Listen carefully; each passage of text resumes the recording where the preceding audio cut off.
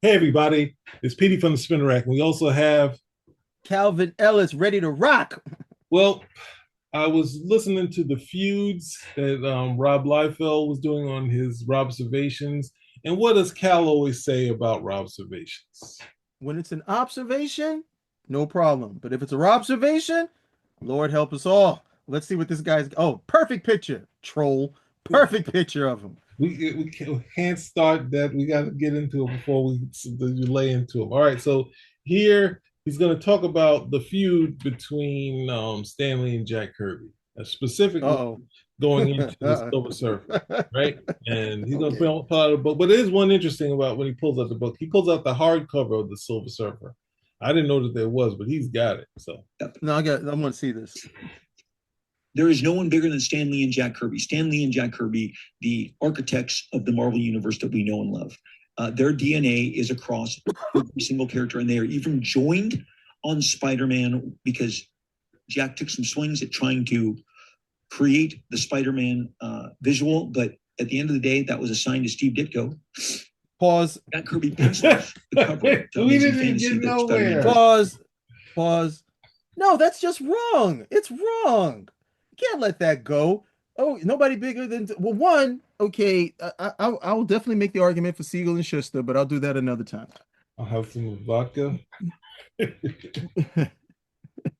But the whole idea is like, yeah, even Spider-Man, like, no, no, not Spider-Man. Okay, not Spider-Man. Right. Because yeah, Kirby did the initial stuff, and guess what? If it had passed muster, he would have been on the book. Because Stan Lee loved working with Kirby, but he looked at the whole stuff, and I love telling this story with Oh, Ditko comes over, sees the stuff that Kirby does. He looks at it. He was like, "Isn't that the Fly?" And Stan's like, "Oh hell no! I'm not gonna have Joe Simon up in this office fighting a lawsuit." He's like, "You're off this book. Hey Ditko, you get on here at the end of the day." So no, not Spider-Man. If you want to be correct, with the exclusion of Spider-Man, and that would be Stan Lee and Steve Ditko.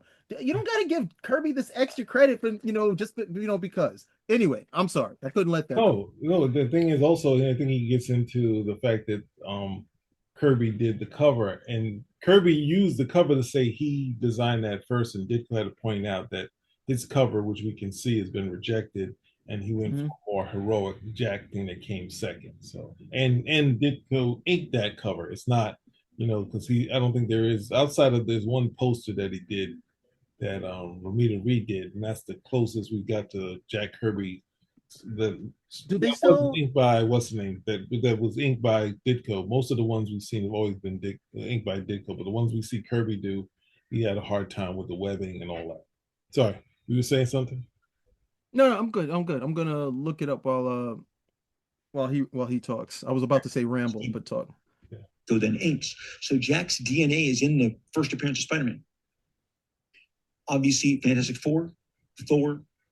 Jack had already created Captain America with Joe Simon when he was absorbed into the proper modern Marvel universe via Avengers #4, discovering Cap, integrating him. The Incredible Hulk, the X-Men. Just on the basis of the Avengers, the X-Men, the Fantastic Four, I feel like it's incredible. But then you add Thor, Iron Man, you add Jack's contributions to Spider-Man. Did I say Hulk? Hulk, Thor, Iron Man, Spider-Man, Ant-Man. I mean, they are the architects of what is easily the MCU. Because Black Panther appears in Fantastic Four, Silver Surfer appears in Fantastic Four, the Inhumans appear in Fantastic Four. The upcoming Robert Downey Jr. Doctor Doom is a representative of Jack Kirby and Stan Lee, co-architects.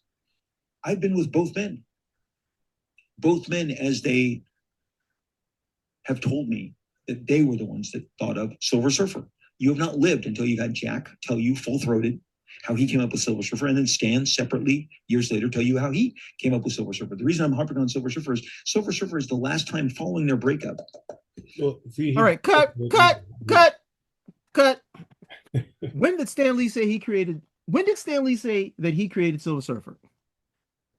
all right. You want to go there? Then I'm gonna have to Yeah. Yeah, I stop want to go there. this. Yeah, Gonna stop I this. want to go. So you want to go there, huh? Jack Kirby interview. Here's Jack talking about it. He said Jack said he created. Here's Jack talking about Galactus and I had to come up with characters there were no longer stereotypes. In other words, I couldn't depend on gangsters. I had to get something new. And of course, for some reason, I went to the Bible. I came up with Galactus. And there I was in front of this tremendous figure who I knew very well because I've always felt him, and I certainly couldn't treat him in the same way that I would any ordinary mortal. And I remember in my first story, I had to back away from him to resolve that story. And of course, the Silver Surfer is the fallen angel. And when Galactus relegated him to Earth, he stayed on Earth. And that was the beginning of his adventures. All right. And so we got that. And now let's switch to Stan, right? So we have Jack Kirby's mom. Yes. And audience, please listen with us and listen closely and carefully. The other character that I liked was called the Silver Surfer. I worked with an artist who was the greatest, named Jack Kirby. I don't think my stories would be as good if Jack hadn't done some of them, because he was brilliant. In fact, all the artists were brilliant. There was John Romita and Steve Ditko and W. Simpson. I was the luckiest guy alive, because I think they'd done a mediocre story. They made them look as though the stories were great because they were so beautifully drawn. But Jack, one day, one of the most important things is to come up with villains. The heroes are, you come up with a hero, and you've got him, and every month you have the same hero, but you need a new villain every month, and you're always trying to top yourself. So I had done everybody as a villain, and one day I said, we ought to do somebody who's like a demigod, and I came up with this character, Galactus. Really kind of silly, but Jack made him look good. He's a guy who traveled through the galaxies, and he destroyed planets. And he wasn't a bad guy. He only destroyed planets because they provided him with his nourishment. He would drain all the energy out of a planet to keep himself alive. He was huge, and he had this huge spaceship, and he didn't want to harm anybody, but he had to live. So it's like us catching fish. If we're starving, we catch a fish, we eat it. We don't want to hurt the fish, but we need to live. So I had this character, Galactus, and Jack drew the story. But in the story, he drew a fellow on a flying surfboard, flying from planet to planet. I said, who the hell is that? And he said, well, I figured anybody as big and powerful as Galactus ought to have a herald who flies ahead of him to find planets for him. I think that's not a bad idea, but I loved the way he drew this character. This character looked so heroic and so noble and so dramatic that I gave him the name the Silver Surfer. And instead of just a guy flying around finding planets, I made him a philosophical observer of the world and the universe. And I had him talk in semi-Shakespearean and biblical language. And he became my mouthpiece for how I feel about a lot of things. I told Jack I want to use this character a lot. So there we go. Stan has told that story 3 million times, that Jack Kirby put the Silver Surfer in the comic book. Right. I've heard this. I've read this, and I've heard this myself. I don't recall hearing anywhere that Stan says he created the character. Yeah. Pretty much the character was created, and then he goes and he's like, hey, who is this guy? And he vibes with it. He thinks he's cool. The only thing he did say was he named him. Yeah, I think in the comic, because he did with descriptions on the side, it says the Surfer. And, you know, the fact that, you know, adding that, the Silver Surfer to the name is kind of, you know, what you see for lay people. I think my uncle saw me had a Silver Surfer comic book, and he was like, what? But he was never really into comic books anyway. So it's kind of like, you know, like, was he, you know, the side note, my father had a short period, he only really read the what's the name, and he would, you know, he remembered stuff, but he wasn't necessarily a fan. So he would bug on him, but in a different way. Like in Sin City, he was kind of like, oh, these are ugly people. Like it's you got a comic book of ugly people making love. So, but it's like that was a cynical type of thing. But yeah, the thing is saying saying that saying that Stan said that is not the case. So this is the hard part. And then the only thing which I like to do is this, this is on the Kirby Museum, but they don't like to promote this other video, is the two of them talking about Galactus. And while they talk about it, Uh-oh. This is it, right? We're gonna get the juice now, right? Jack's gonna get up and say, I created everything. You didn't create anything. Okay, you're a charlatan and you're a thief. And I'm glad I did Funky Flash Man. but this is 67. So this is they talk about Galactus and they talk about, Even then. they say Where's my money, you thief? And when we in the Fantastic Four, for example, we had a fella named Galactus who's practically God. I mean, he could do anything, and we realized after Galactus that we better take it a little bit easy with these villains too. In fact, a lot of readers would write in and they say, "Well, where do you go from here? Who's he going to fight next after that?" Not only that, we felt it was disrespectful to Galactus to even destroy him in any manner. So we had to just respectfully find a way for him to leave and then go on to another adventure because we couldn't even touch him, I believe. And there might have been an outcry if we had. One other thing I think that we've innovated. So yeah, so you think about that, the two of them are like we at the time, and but having I don't think that sentiment ever genuinely changed. I don't think it ever changed between the two of them. Mhm. I think if you got Kirby alone on a show, then yeah, we hear something different, especially if an attorney's around. But everything that I see between the two of them, for me, wait a minute, I forgot that's coming down the pike, so I won't use that as an example just yet. But so far, Rob, your observation, it's bearing fruit. It's bearing exactly the fruit that I thought. And yes, this is in hardcover. I think I have this. I think I have this in hardcover. That means I mean at the well, actually I got a new hardcover and I got the paperback, but then I might have to go. There's a Yeah, all of those original what was those Fireside? All of those original Fireside trades, they all came out in hardcover as well. So it depends on just how much of a collector you are, because like It's the first one that I ever read was Son of Origins. uh And so because that has like, a bit of sentimental meaning to me, I'll like hunt down the hardcover. Like I want the hardcover. That's top tier. That's top shelf at the end of the day. But you can always find you can find them. They're not too expensive either. They're not too expensive. The most expensive one I believe is the Origins of the Marvel Universe. That one is the most expensive. And oh, forget about if you find one that's signed by Stan Lee, good grief, you're gonna pay for that one. But yeah, there's a hardcover. I think there's a hardcover version of all of the Fireside stuff. so we're gonna keep going. He's gonna lead into something else, but I'm not sure how far it is. But they would work together. I checked this out from the library before purchasing it myself in my adult life, but as a kid, I couldn't afford it. And that's what libraries are for. And this was their last work that they did together.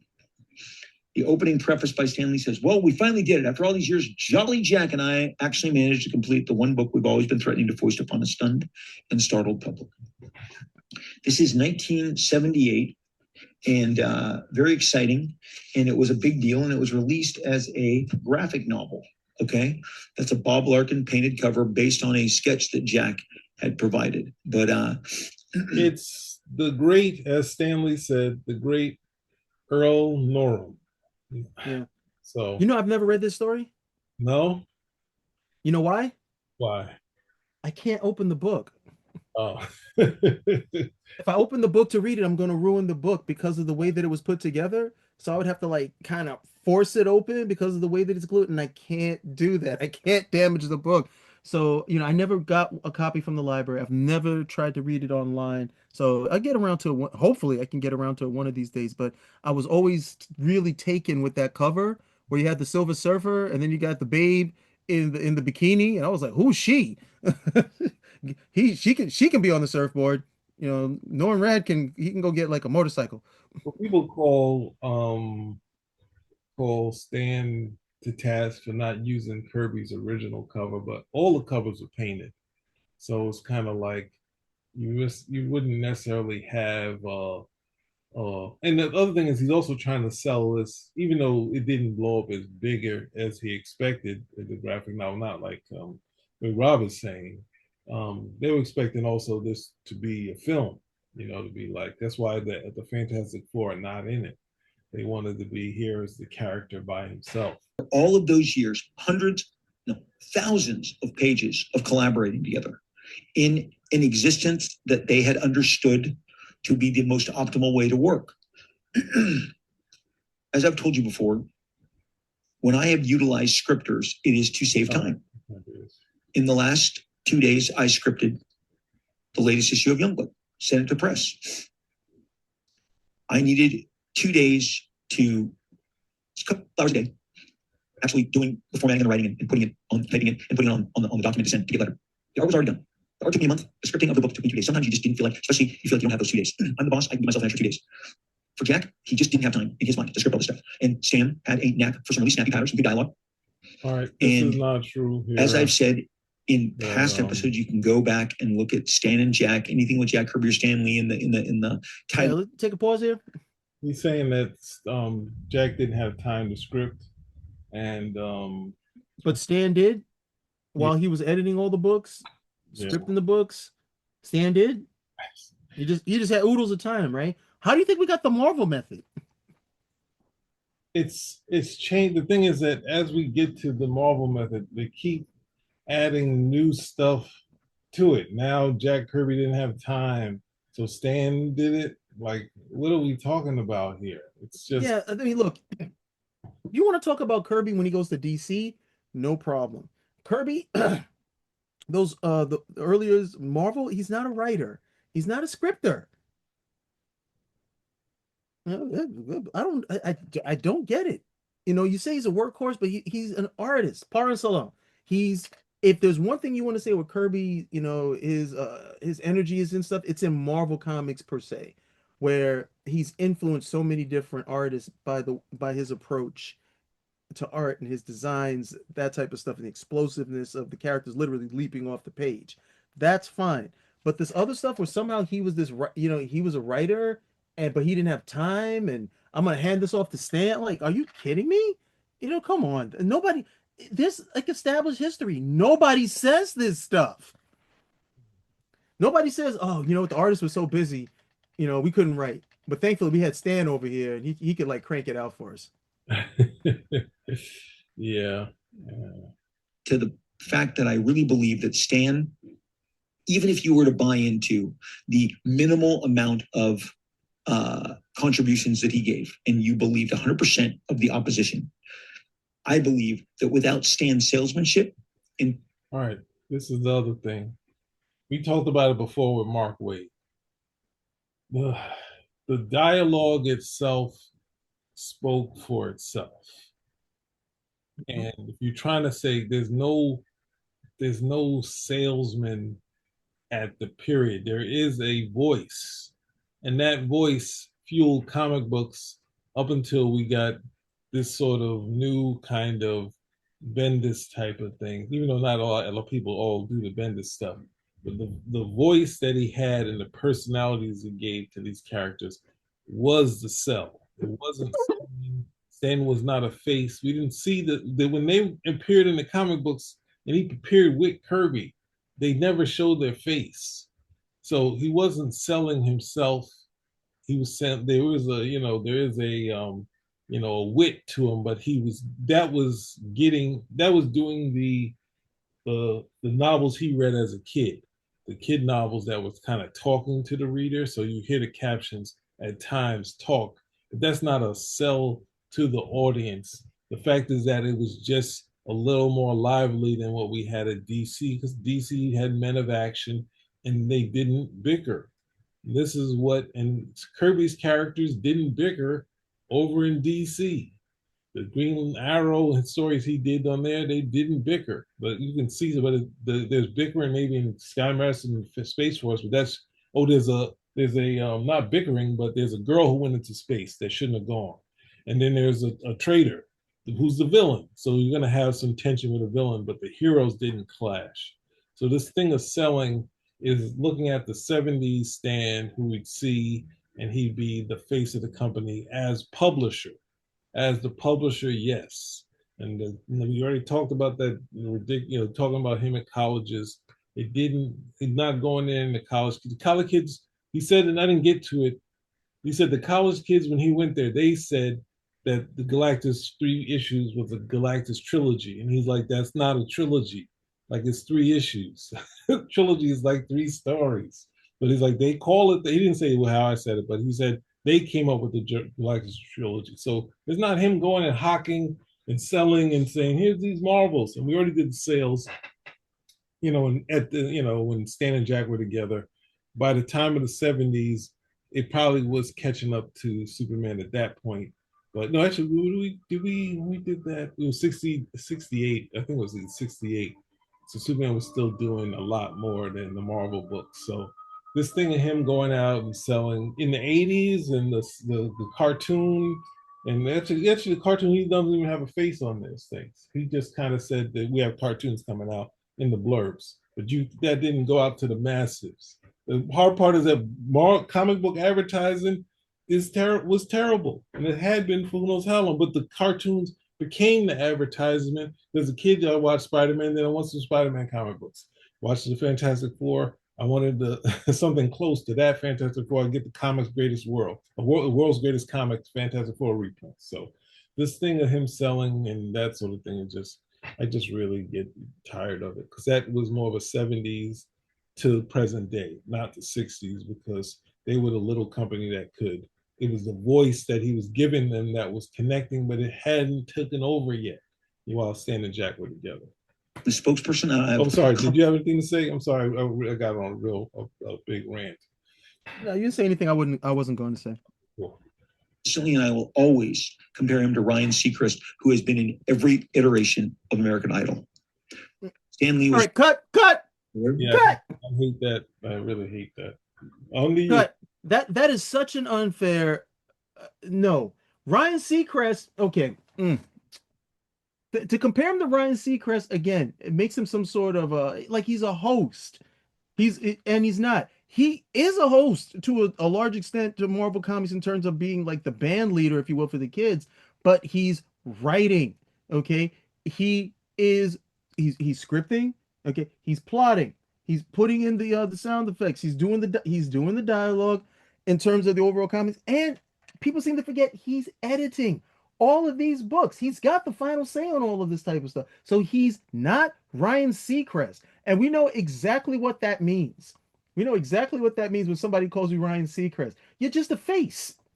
You're just a face. Ryan Seacrest, you don't have no talent. Ryan Seacrest is the guy who came over there, was the face, made good on being the face. That's not Stan Lee. And these guys who, I don't get it. Okay, you and I got a chance to meet Stan Lee to take a quick picture. And we seem to have more respect and regard than the people who met him and probably got a chance to see him work, talk to him. And then Ryan Seacrest is such a slap in the face. I don't know. Just weird. Just really weird. Well, that's the thing. There's like a person like Frank Miller, who was one of the biggest defenders of Kirby.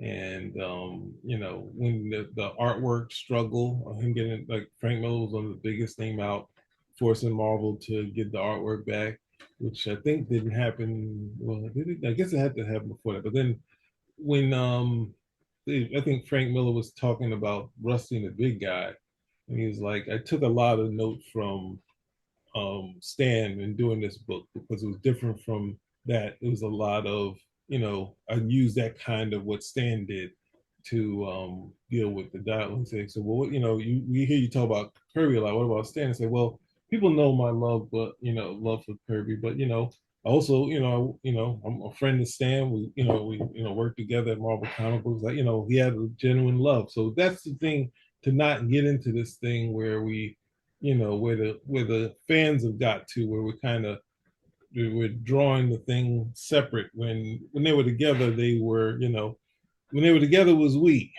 It was we, and when they were apart, and your crowd, Funky Flash.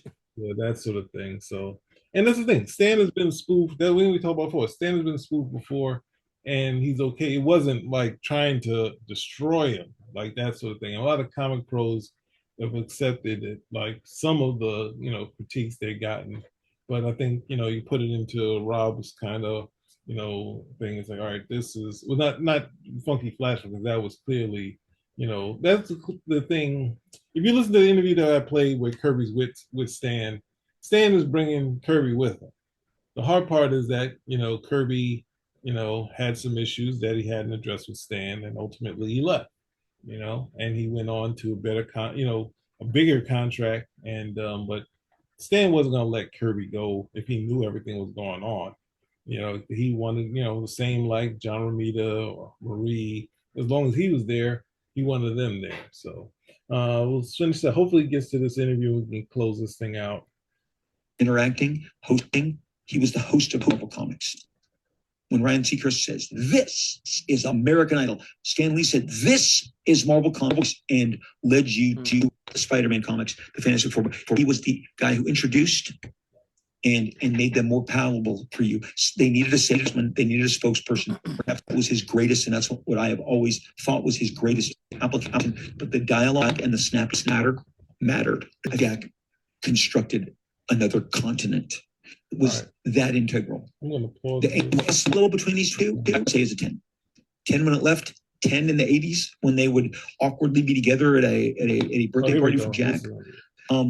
Robert Kirkman did A Secret History of Comic Books that was on AMC. It's a great, incredible contribution to comic books, these 7-8 episodes that he did.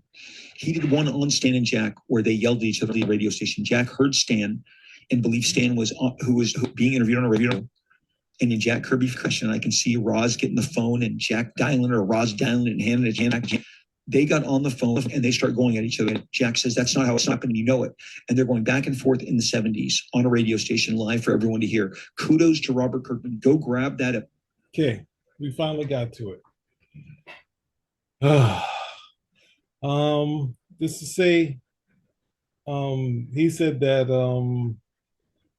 Stanley was on a radio show, hearing Stan, and Kirby was listening, hearing Stan say this stuff, and Kirby got on the phone and said, "That's not how it happened. That's not how it happened." And that they argued the entire time. It was Jack Kirby's birthday in 1987.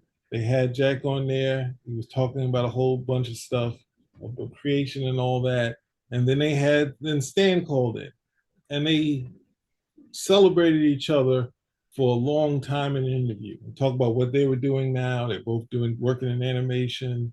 And Stan was like, saying what we did together was magic, right? And he said, "I never, and Jack said, the product was good, and I didn't regret working on this stuff." So it was seemingly positive. There was definitely positive points, but there's a point in there, if I don't know if I'm going to be able to do it, but let me just talk about it. At the same time, Stan Lee said the person brings up who did what in a software. I don't want you to get into who did what, but that always question comes up. And Stan Lee said, which he had to have said in that period, was, let me just do it. I don't know if my computer's going to hold up for this, but also like to put to you, gentlemen, that what made your work so tremendous, I really, when it comes right down to it, it doesn't matter whether or not, who exactly did what, although it would be interesting to know whether or not Galactus's exit speech in FF number 50 was an example of Jack's dialogue or Stan's. But I'll say this, every word of dialogue in those scripts was mine. I don't want every story, and I don't want to get into controversy about that. What I want to stress to you and to anyone who would be hearing this is that you two gents together, when you said the whole equals more than the sum of its parts, it is very true. I think that was the success behind the Beatles. Well, Cal, you there? I'm here. So you heard the guy said that part of Jack's dialogue, of Galactus's last single, part of Jack's dialogue. Mm-hmm. And what is Stan supposed to say when he wrote the dialogue to the whole thing? Is he supposed to say, me and Jack wrote the dialogue? Or say, yeah, I guess so. And but here's the thing though.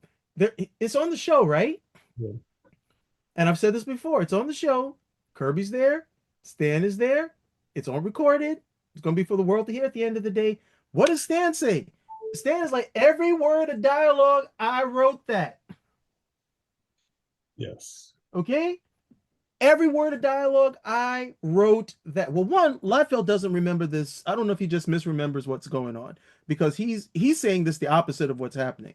Because Jack is up there, he's doing the radio program, and I don't know where. I see, the thing is, I don't know where's going on Stan's side. Like, he's like, how he, I don't know if he knew about the radio program or somebody told them like, hey, Jack's on the radio right Jack's on the radio right now. So I don't know how it was that he knew about the program to call in, or maybe they invited him to call in. I don't know. But he calls in and he's like, yeah, I wrote this, and then I think there's a bit of back and forth with them. But Kirby never comes out and says, Stan, you stole my stuff. Stan, you're a liar. Stan, I wrote everything. Stan, you stole credit. All the stuff that everybody else was saying. This is the time. This is the time to call him out on record, no problem. Just like you would do on these other shows where you're like, Stan didn't know what was going on, and this, that, and the other. Stan's here now. Now you can say exactly whatever you need to say. And Stan gives you the perfect setup. The perfect setup to call him out.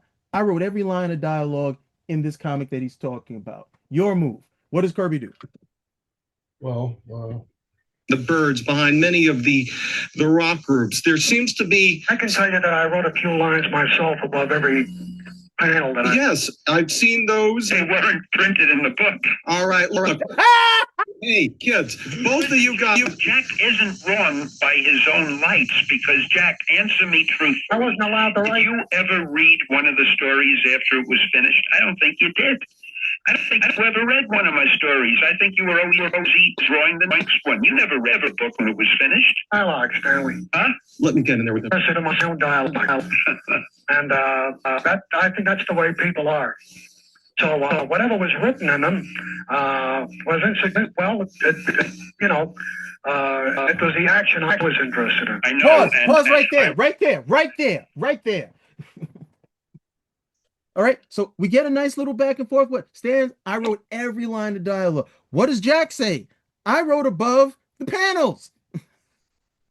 I wrote above the panels. Stan presses. He's like, dude, you never read this stuff when it was finished. Did you ever read this stuff when it was finished? And then Kirby's like, I was more interested in the action. Done.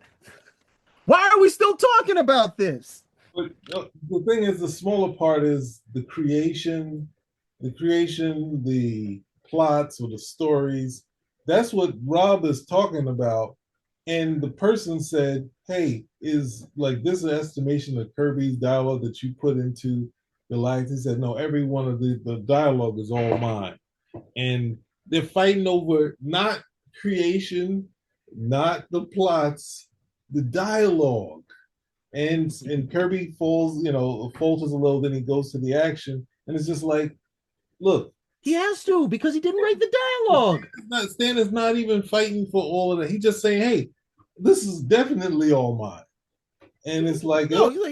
The dialogue, I wrote all that dialogue. Yeah. No, I wrote some dialogue above the panel. He's like, what did he say? It was funny. He was like, it never made it to the book. That was never printed.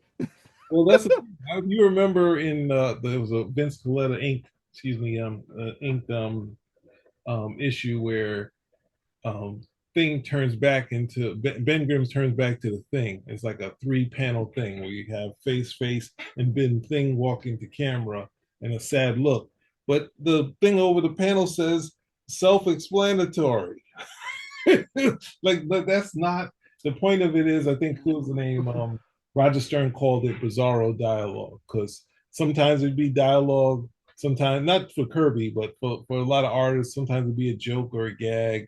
Like you see, I think in like a few of Burns' one, you see, I think in the Superman, he did a gag of Superman giving up his powers to a being, even though Superman had a backup plan in there. So it's like, you can't always decide that this is what it is. That when people been telling, hey, I saw your descriptions on the side of it, and that's what it was, a description to say that the two of them didn't talk beforehand, but they turned it into Kirby talking to Stan, giving him an overview of what he's going to do, and Stan saying, "Great." And the next thing you know, he gets it. Oh, okay, good. He gave me all the descriptions. All I had to do is write the dialogue in. But at the same time, the dialogue. That's the hard part is in leaving, not having that dialogue was a big thing because we're like, oh, people look whether Jack Kirby was doing 70% or 60%. Once they saw, the Marvel books stayed the same or more successful, and the Kirby books, well, the way DC was dealing with them, they wanted winners. They wanted stuff to knock out, and the Fourth World wasn't that. They were, mid-level books, and he wanted They something wanted out. they wanted 1961 to 1963 Marvel knockouts. That's what they wanted. Okay, and he was not doing that stuff, and it would have been very hard for him to do that stuff because the person he was collaborating wasn't there. This was all this is not a shot at Fourth World, but it was different. It was different. It was very different than the stuff that people were coming to expect from Marvel and to attach to Marvel in terms of this is what this is what Marvel Comics is all about. But again, perfect time. Stan comes over there, 10 toes. I wrote all the dialogue. Like you said, not I did the whole thing. I wrote all the dialogue. Not I scripted everything or I didn't. I wrote all the dialogue. Well, I wrote some dialogue too, Stan, above the panels. Quick response. Come on, that wasn't even printed. And then for me, the more telling thing is like, did you even read the book after it was over? Well, that's the thing that Stan knows that he was, like the hard part is that a lot of, it was, a nose to the table. And they also probably comic guys were struggling with the production. And it's like, I'm gonna look at this and see inking or this or something I don't like. And they'd be like, I'm just doing the next one. Here's the next one. Here's the next. Bottom line, you weren't looking at the look. You weren't looking at the book. You weren't looking at the book. It's like actors do the same thing. They do the movie, and a lot of them don't look at the movie unless they go to the premiere or something. It's like, do you watch yourself? Oh no, I hate looking at myself acting. I can't stand to watch myself, acting. That's a common thing amongst actors. So and the thing is, it's not like we should be like, oh, you didn't even read your own stuff. You drew the book and you didn't even read. Like, no, it's a job. Most people don't inspect their own work. Who can inspect somebody else? They're too busy doing it. So there was that. But again, this is for me the perfect time. You're there. You guys are talking, and this was not the last time Stan Lee and Jack Kirby would associate or hang out with each other. This wasn't like, okay, they did this and then they never spoke to each other again. That's not what happened. But for everybody who's got a dog in this fight, this right for me, this for me right here, this is the crucial moment because the two of them are there. Stan is like, hey, I did all the dialogue, and Kirby's pushback is just not there.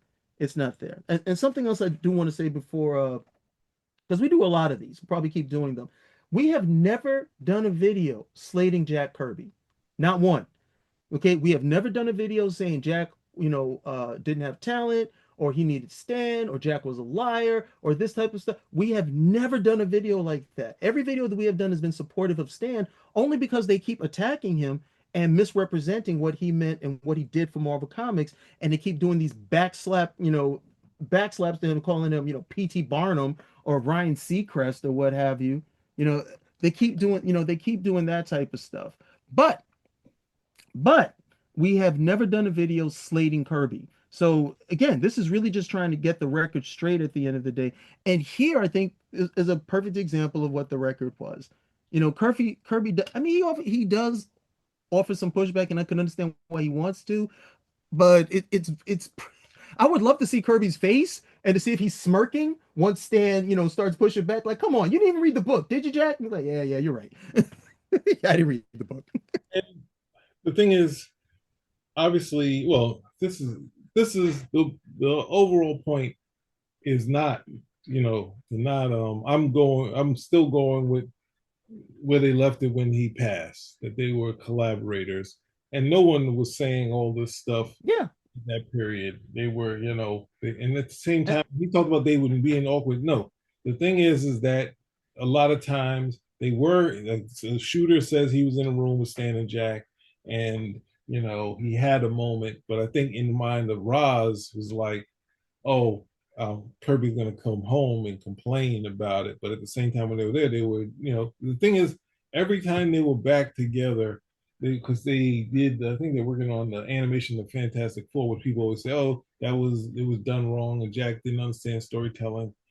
Don't matter. The two of them were in the room, in the lunchroom at the animation studio with Roy Thomas working on those Fantastic Four cartoons. And then they said while they're there, you know how Stan is, let's do the Silver Surfer.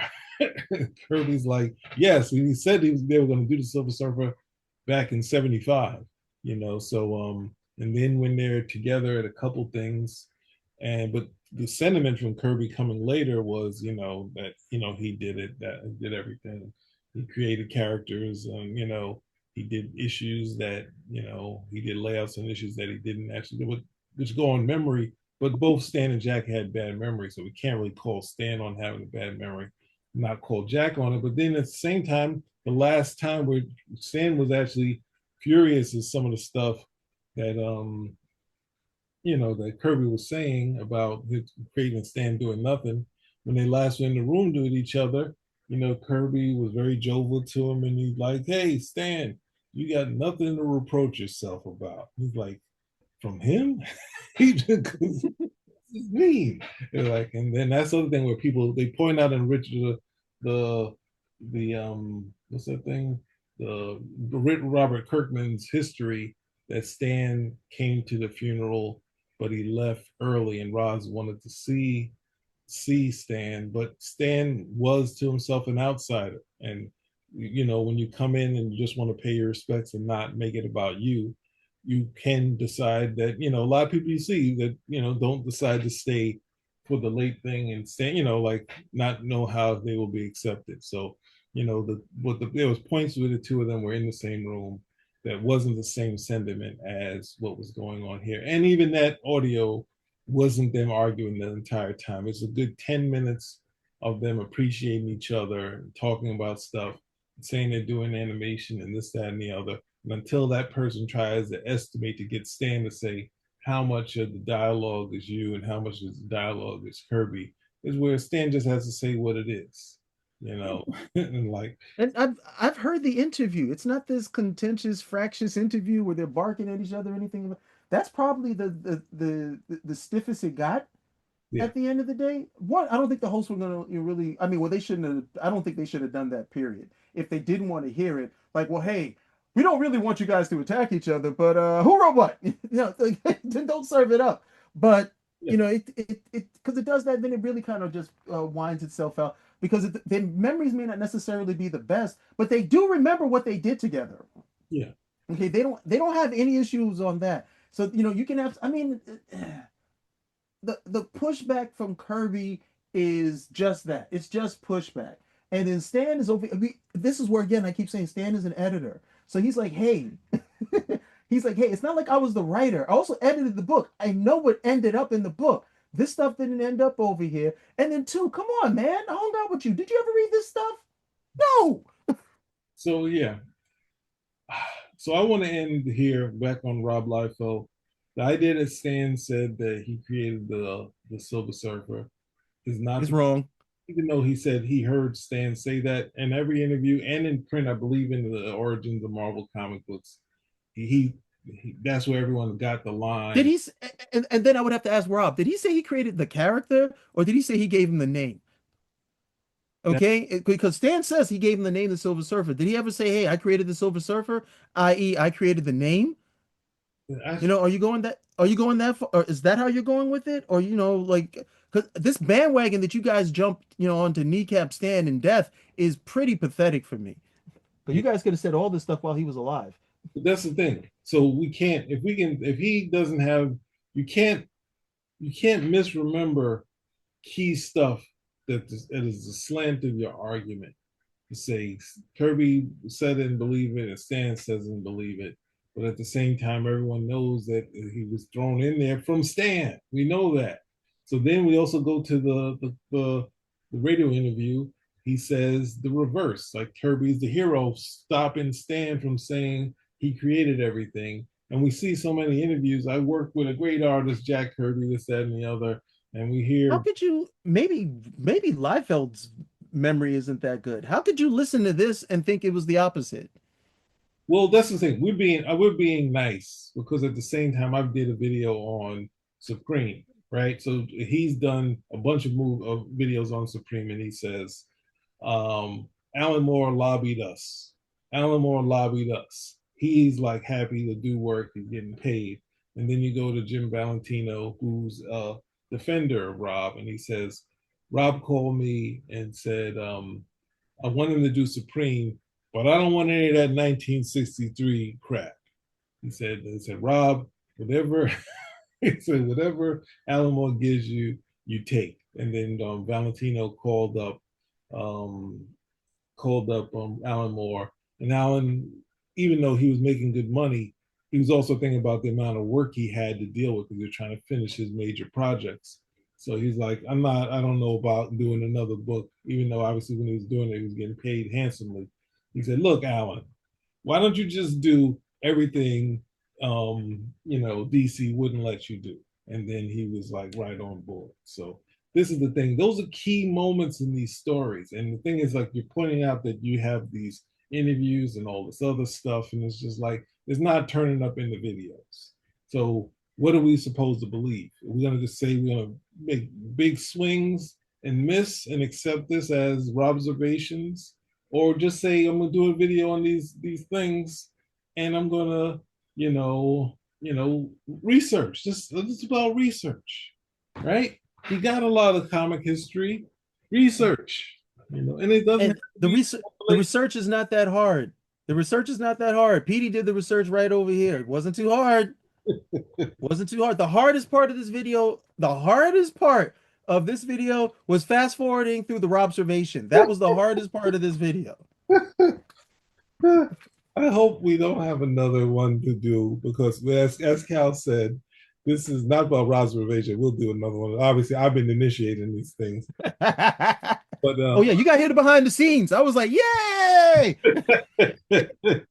But we are, we are big fans of Kirby's, and and hopefully soon we'll get the Jack Kirby way and his creativity and everything that he did, with Stan. Well, yeah, if you guys will leave Stan alone, we don't have to do these videos, but you guys won't stop. I'm gonna be like, hey Sam, you want to do something on the Bronze Age? Let's do something on the Bronze Age. Oh yeah, and we could definitely focus like episode 4. We would just look at the Fourth World stuff and everything of that nature. Oh, we can't do that. Why? Because Rob Liefeld is over here doing this, and we got to dedicate half an hour's worth of time to debunking yet more of these misconceptions and Robservations.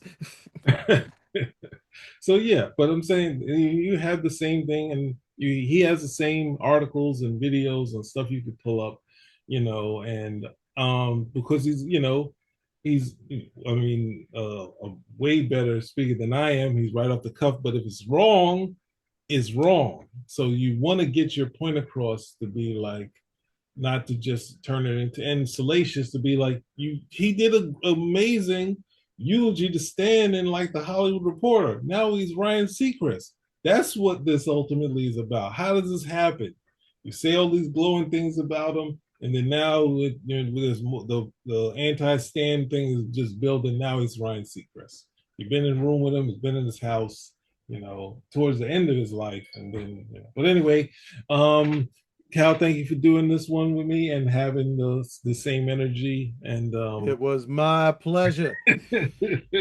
We are signing out, and it was as entertaining the Robservation RB. Fact check, please. Yeah. Don't do this because this history is out there, and obviously you can see it's not hard to find. And if you love Kirby like we do, please stick around. Eventually, we will get around to doing something for Kirby. There's always, it's not easy getting this stuff done sometimes. So hey, we will get something done for Kirby. Promise, we will. We love Kirby just as much as we love Stan. All right, everybody, spin a rack. Yo, we're out. We're out.